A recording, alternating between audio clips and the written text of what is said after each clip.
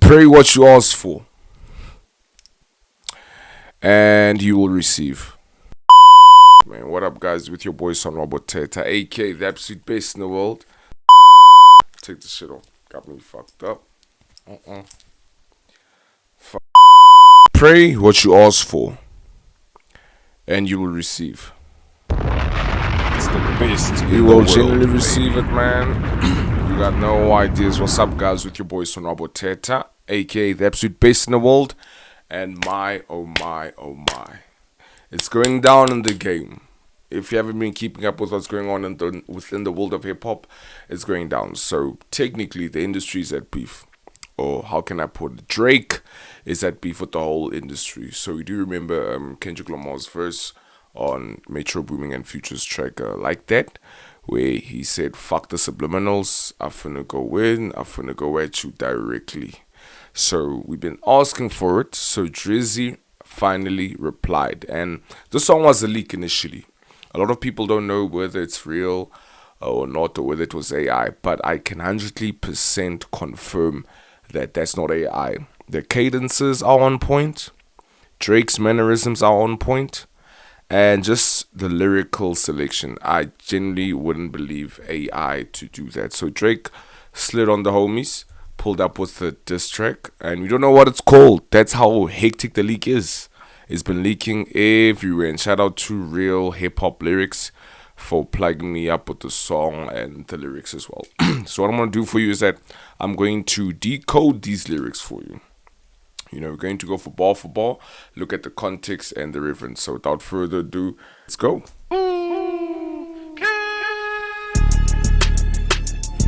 Shout out to Kid.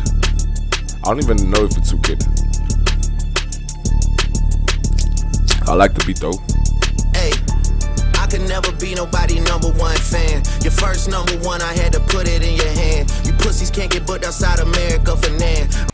Okay, I could never be nobody #1 fan. Your first #1, I put it in your hand. He's obviously referring to Future. If you look at Future's original first #1 single, it was a Drake feature. And Drake has got this thing whereby when he gets on the song, it just has got this weird habit of blowing up. So he's referring to Future when he referred to, "I gave you your first #1 and I put it in your hand," like your #1 song. And when I say this, I assume he's referring to Life Is Good. So Drake and Future have got a squabble over women, and Drake, as I said, beef with a lot of niggas. But let's continue. I'm out in Tokyo because I'm big in Japan. I'm the hit maker y'all depend on. Backstage in my city, it was friend zone. You won't never take no chain off of us. How the fuck you big stepping with a size 7 man zone? Okay. This is him going at Kendrick Lamar, because remember Kendrick Lamar's previous album was called Mr. Morale and the Big Steppers, and Kendrick Lamar is usually known as a short guy, so he's using comedy and also a pun. How the fuck you big stepping with size 7 men's on? So he's basically saying Kendrick Lamar's not a big stepper. Bark with the bite, nigga, what's up? I know my picture on the wall when y'all cook up. Extortion, baby, whole career you been shook up. Cause Top told you drop and give me 50 like some push-ups. Okay, when he says, Top told you drop and give me 50 like some push-ups. We all know Top. Top is the owner of Top Dog Entertainment, TDE, which is Kendrick Lamar's previous label. And unfortunately, Kendrick Lamar left the label and he started his own thing called PG Lang. So it's alleged rumors that Kendrick Lamar and Top don't get along anymore. And Kendrick, his old boss, his name was Top. He was the head of the label, the owner of the label. So he's referring to Top when he says that. Your last one brick, you really not on shit. They make excuses for you cause they hate to see me lit. Pull your contract cause we gotta see the split. The way you doing splits, bitch, your pants might rip. You better do that motherfucking show inside the bitty. Maroon 5 need a verse, you better make it witty. Then we need a verse for the Swifties. Top say drop, you better drop and give them 50. So basically, they're making excuses because they hate to see me lit. So what Drake is basically saying is that the reason why people are fans of Kendrick Lamar is because of their hatred for Drake. They don't want to see Drake blow up, because we all know within the commercial dimension, the commercial structure. Drake is the big artist. He has more number ones, more commercial hits. And he's basically saying your last one bricked. Like, you lost a drop because Kendrick Lamar dropped Mr. Morale in the Big Steppers. And it came with a lot of mixed reviews. Some of his fans loved it, some were in the middle, and some just didn't like it. I am one of those fans who are in between. Because I feel like Kendrick Lamar is too conscious and too smart for his own good. And sometimes the disconnection between the commerciality and the emotional, mental health stuff can create something very questionable, Compare it to Good Kid, Mad City. He's referring to Good Kid, Mad City being one of his most best albums. And then he switched up and became more conscious. So Drake is basically saying, the only reason why you have fans is because they do not want to see me at the top every time you drop. Pip squeak, pipe down. You ain't in no big three. SZA got you wiped down. Travis got you wiped down. Savage got you wiped down. Like your label, boy, you in a scope right now. Like your label, you in a scope right now. Everybody knows that Kendrick Lamar is signed to Interscope through Top Dog Entertainment via the Dr. Dre co-sign on Good Kid, Mad City. And he's using double entendres. And he also says, you ain't no big three. SZA got you wiped down. Travis got you wiped down. Savage got you wiped down. So what Drake is saying that Kendrick Lamar is not in the conversation of one of the greats. He's saying that SZA, his former label mate on Top Dog Entertainment, has him wiped down. Travis Scott has him wiped down. And 21 Savage has him wiped down. You gon' feel the aftermath of what I write down. I'm at the top of the mountain, so you tight now. Just to have this talk with your ass, I had to hike down. Big difference between Mike then and Mike now. What the fuck is this, a 20v1, nigga? 20 versus 1, Drake versus the whole industry. Simple. 20 versus 1, Drake versus the whole industry. What's a prince to a king? He a son, nigga. Get more love in the city that you from, nigga. Metro, shut your whole ass up and make some drums, nigga. The one is simple. Metro, shut your whole ass up and make some drums, nigga. Because Metro Booming has had a few things to say in regards to Drake and For All the Dogs scoring number one over his album Hero vs. Villains, if I'm not mistaken. So this is Drake just hitting a direct shot at Metro. He's not coding it or using context or subcontext. He's telling him directly, shut your bitch ass down and go make some drums. It's like what they told NBA players every time they try to become political. Shut up and go ball. Six God, I'm the front runner. Y'all nigga manager was Charles' little blunt runner. Claim a six and you boys ain't even come from it. And when you boys got rich, you had to run from it. Cash blowing, able bread out here tricking. Shit we do for bitches, he doing for niggas. Jets, whips, chains, wicked. Spinning like you tryna fuck, boy, you tripping. Drizzy Chippendale, probably got your bitch Chanel. I just got them done, boy, don't make me at the Chippendale. Rolling loud stage, I was turned, that was slick.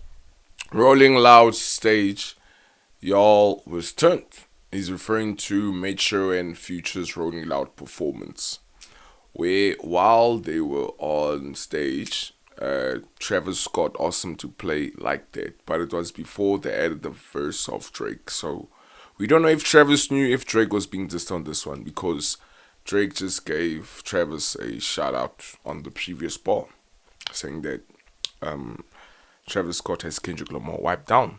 So those were the first seeds of us hearing a preview of Metro Booming and Futures like that, where Kendrick Lamar dissed Drake and J. Cole. Shit'll probably change if his BM start to kiss and tell. Hugs and kisses, man, don't tell me about no switches. I be rocking every fucking chain I own, next busy, ayy. I be with some bodyguards like Whitney. Top say, drop your little midget. When he says, I be with some bodyguards like Whitney. This is a double entendre, so I say triple. Whitney Houston, well-known singer, may God rest her soul. She had a famous movie known as The Bodyguard. At the same time, Kendrick Lamar's wife's name is Whitney. So Drake is doing what he did to Pusha T when they had their beef. He's taking shots. Best in the world, baby. He's taking shots. He's generally taking shots at his wife. You know, Drake is slick with these subliminals and lines that need to be decoded. Drake is super slick with that. Drop and give me 50. Drop and give me 50. Drop and give me Niggas really 50. got me Like out here that. talking like I'm 50. Niggas really got me out here rapping what I'm living. I might take your latest girl and cuff her like I'm Ricky. Can't believe he jumping in, this nigga turning 50. Rick Ross, I might take your last girl and cuff her like I'm Ricky. Because there's alleged rumors that Drake took one of Ricky Rick's girls and he took her out to his show and gave her backstage passes.